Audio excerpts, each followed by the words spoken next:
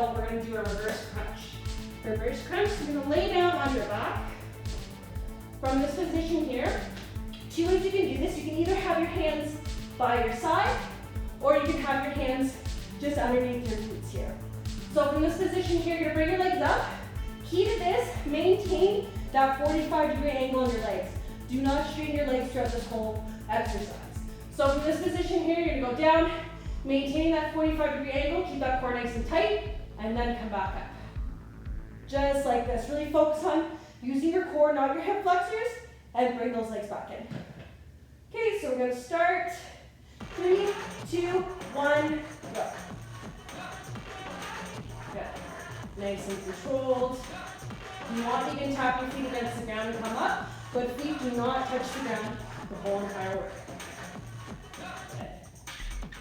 Core nice and tight. And if you feel shaking on the way down, that's a good thing, because that means you're actually using your core muscles. Good job, 10 seconds, guys.